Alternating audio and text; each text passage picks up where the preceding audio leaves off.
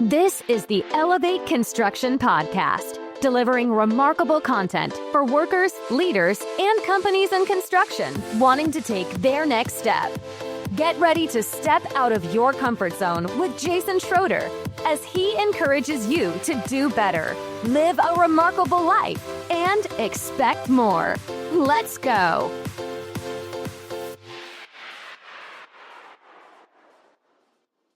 Welcome to the Elevate Construction Podcast, where we push you to your next level. My name is Jason Schroeder, and today's podcast is about figuring things out. Figure things out. That's the bottom line for field engineers.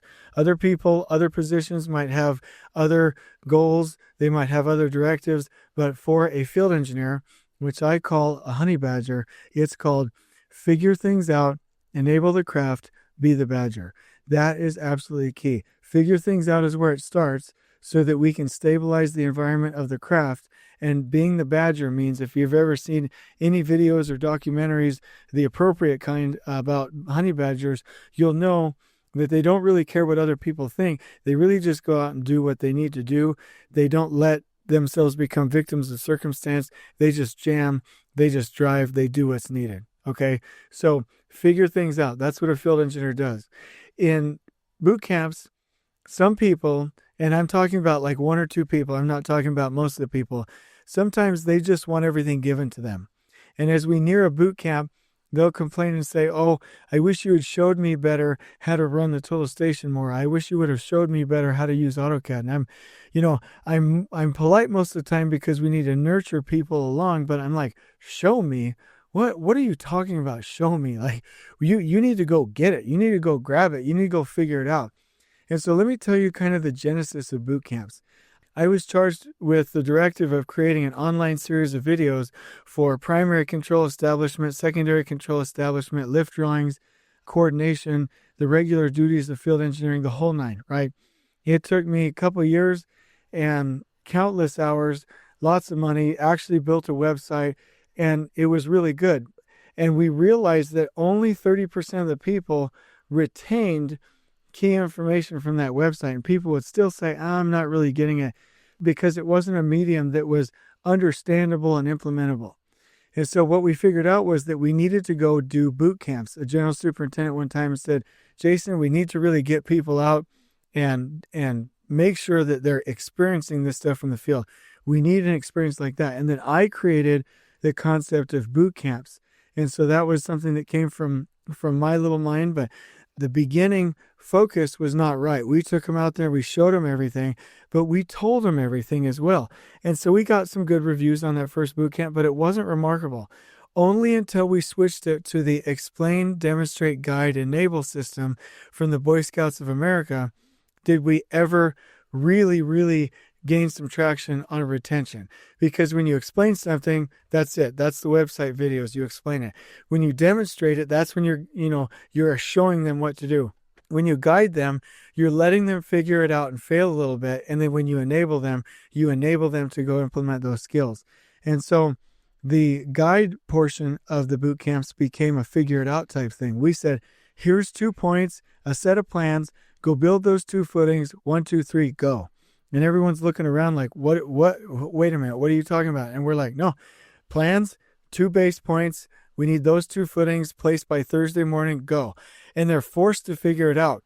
But because they earned it, because they have to think about it, because they have to struggle, because there's some strife, because there's some figuring out that has to happen, they really retain that information. So back to that, field engineers figure things out. So when somebody tells me ahead of a boot camp or after, "I just wish you would have held my hand a little bit. I wish you would have forced me to learn this. I wish you would have done the learning for me." I'm always resentful because that's not how it works. Some people really just want to go work for a company where it's all lined out, all the process is written out, it's plug and play, they don't have to think. That's fine. Those type of people won't thrive in one of my boot camps.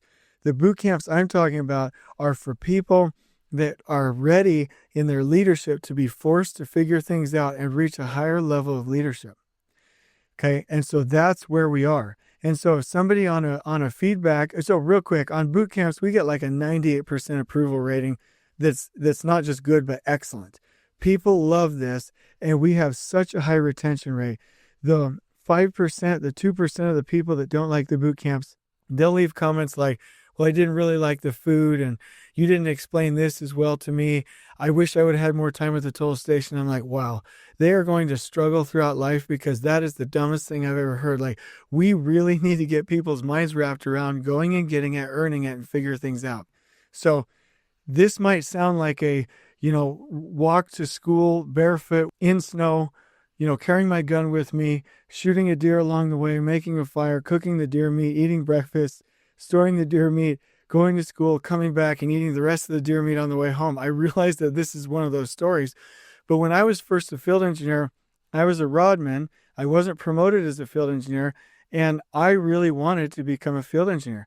So I bought this old junky Dell computer for $3,500. I didn't have that. I put it on a credit card.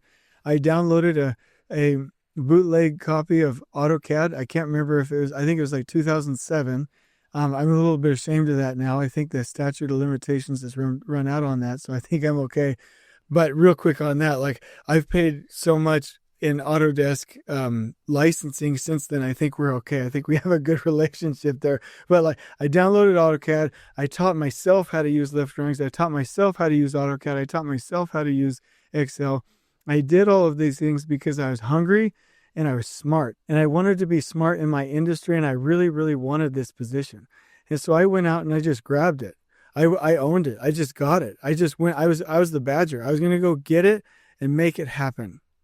And so through this process, I realized that's like a walk to school both ways barefoot type of a story, but that's how we have to think about it.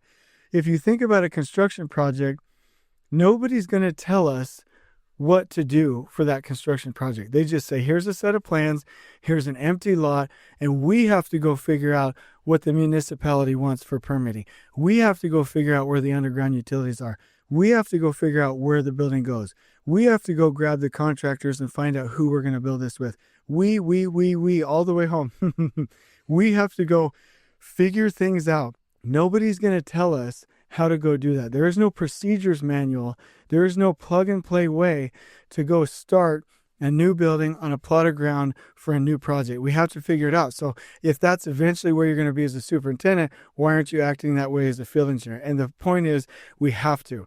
There's nothing there when we go to build something. We have to build something where there was nothing there. And so I just went and figured it out. And all the best people that I've ever seen just go and figure it out. The people that really want things on a platter, I question whether or not construction is the right industry. Because if we don't have to earn it, if there is no struggle, if there is no striving, if there is no learning, if there is no hard work, if there is no sweat, if there is no getting our knee pads on, get on our knees and like snap some lines, then what are we earning? If we want the things that other people have, we have to work for the things that other people have, and it's not just going to come to us easily. And that's why boot camps are so impactful, because we say 1, 2, 3, go, here you go. So the other bit of advice I would give, in order to figure things out, you have to be addicted to this industry. I've said that before. You have to be addicted to the smell of the concrete, to the sound of the boom pumps, the feel of a crane moving overhead, the sound of the whistle when there's a load in the air. Like, getting addicted to these things is key. And so if you want to be babysat, if you want everything spoon-fed to you, then you likely do not love construction the way you need to be. You're not addicted, and you're probably not going to thrive. But for the rest of you, you really need to switch your mindset from they didn't tell me, or they're not giving me, or whatever, victim. Stop that, and you need to go get it. In field engineer boot camps, we call field engineers that graduate the honey badgers. And the motto, the saying is, figure it out, enable the craft, be the badger. That's the key. There's no more important thing for a field engineer to know than to figure things out. And I want to close this out by saying that field engineers are in chaos so that we can create stability for the craft. We want the craft out there with the material, the tools, the information, everything, the layout they need to go install in a seamless flow. So if a field engineer says, oh, this RFI came, good. If this change happened, good, don't care. If this layout was hard, good, don't care. They didn't bring this material, good, don't care. Good. That's the answer, because it's going to force you to figure it out.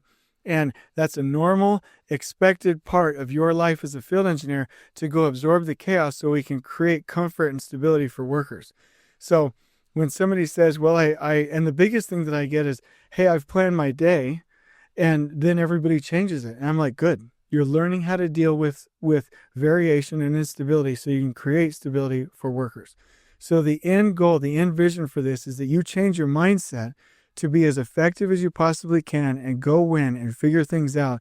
And so that is my challenge. Switch your paradigm and be great tomorrow. In closing, reach out to me if you have any questions, want to do an interview, or want to give me feedback at jason@elevateconstructionist.com. In the meantime, everything is your fault. All circumstances are under your control. Do not be a victim. Go figure it out and be the badger. On we go. Please join us next time in elevating the entire construction experience for workers, leaders, and companies coast to coast. If you're enjoying the show, please feel free to share with your construction colleagues and help us spread the word by rating, subscribing, and leaving a review on your preferred podcast listening platform. We really appreciate it. We'll catch you next time on the Elevate Construction Podcast.